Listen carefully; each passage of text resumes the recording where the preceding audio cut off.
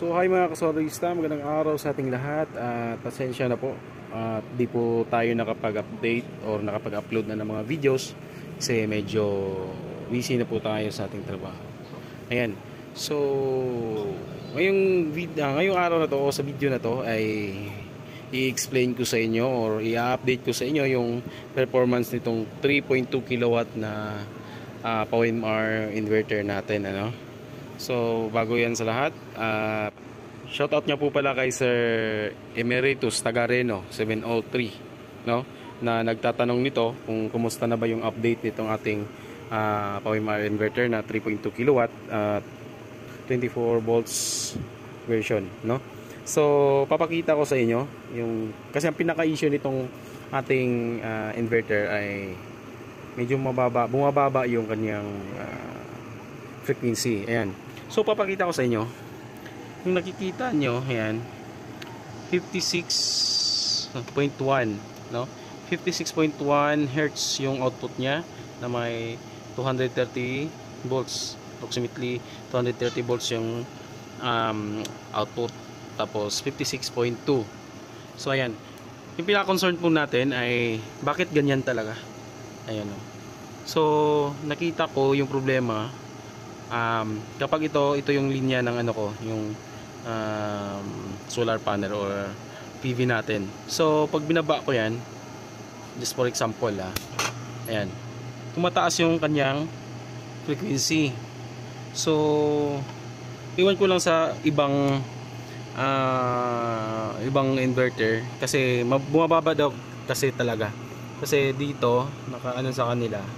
Ayan, wait lang, saan ba yung pinaka ano? Ayun, nakaset kasi sa akin 60 Hz. So tamang-tama naman, 60 Hz yung output niya. Yun nga lang, pag nilagyan ko ng input galing sa PV natin, ayan, maya-maya na-on ko na, maya-maya bababa yan. Hindi pa kasi nag-charge. Ayan, PV input, ayan, may 140 watts, bababa din yan mamaya pag mag-start na siyang mag-charge galing sa solar panel. Ang napansin ko lang kasi dito ay kapag nagcha-charge o nagsisimula na magkarga yung ating ang ating solar panel sa baterya o sa papuntang baterya, doon na nagsisimulang bumababa itong tawag ito, yung frequency nitong ating output. So di ko pa ma-explain masyado yung ganito, no? Kasi kasi napalitan na kasi ito ng board at ganoon pa rin yung pinaka ano nila, ganun pa rin yung pinaka performance, bumababa pa rin yung frequency ng inverter sa kanyang output. So sa mga ano, kasi may nakaka-experience din daw kasi na kahit na nakaset daw dito yung pinaka ano niya, pinaka frequency. Ayan, kung naririnig nyo yung parang umuugong sa pan po kasi yan. So ibig sabihin po nun, yan, nag 56 Hz na siya. Hindi talaga siya totally nag 50 Hz. So may ano pa rin, bumabagsak lang siya ng 4 Hz, no? So sa mga nakaka-experience ng problema na ganito, kasi sa kanila nakaset na daw ng 60 Hz. Tapos ang output dito ay talagang pinaka 50 talaga. So hindi ko ma-explain kung ano talaga yung ano nila. Ayan, mababa lang yung harvest natin. Pinaka problema ng inverter nila, kasi sa akin naman okay lang naman, kahit na 56 Hz lang yung output niya, still kicking pa rin naman. Ang ginawa ko lang dito, kasi dati ganun pa rin yun, kahit na pinalitan ko na siya ng control board niya, ganun pa rin yung pinaka output niya. So siguro sa design na rin ni PowerMR, gusto nating magtipid, kaya siguro ganito tinipid din tayo, ano. So may ginagawa ko dito, kasi ayan, anyway, may ginagawa ko dito, nilalagyan ko siya ng input galing sa AC. Ayan, kunting hertz lang yung ano, itinataas niya. Pag binaba ko, Ayan.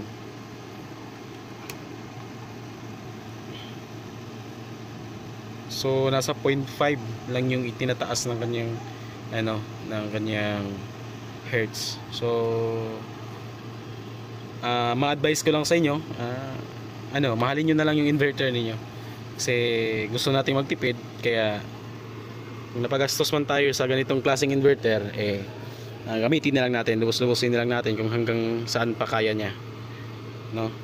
So ayun lang, yun lang yung pinaka-update ko sa ating inverter, no? Sa mga nagtatanong kung bakit 60, kahit na nakaset dito 60 at ang output dito ay 50,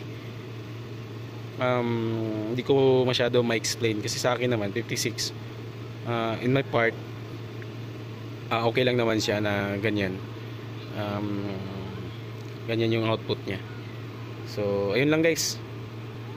So di na natin wag na natin gawing major issue yung ganun.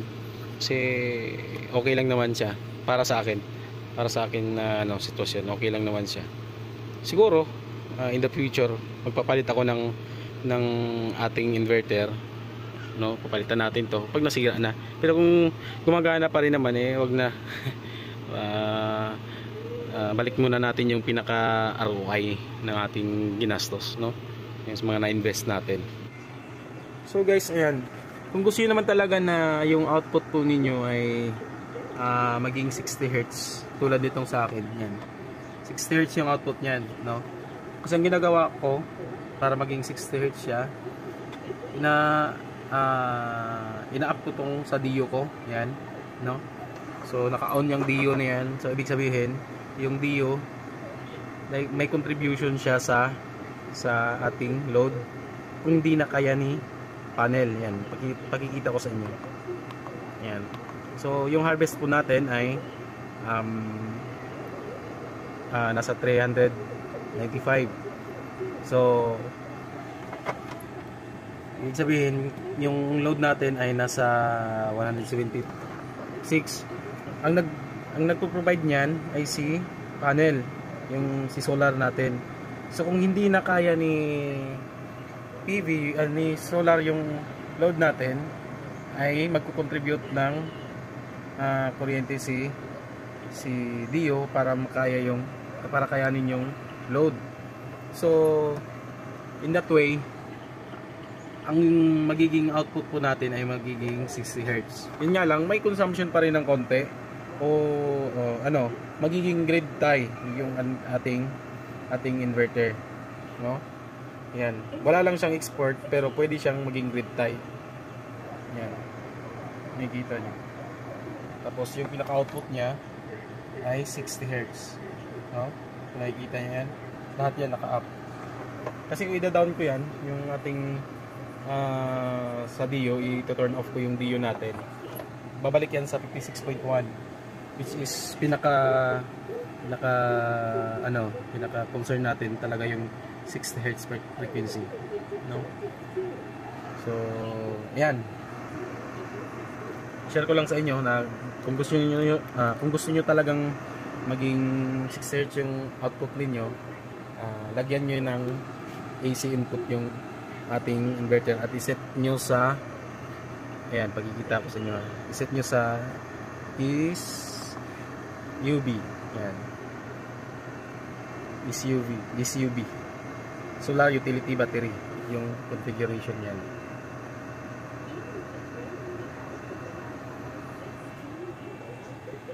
So yun lang.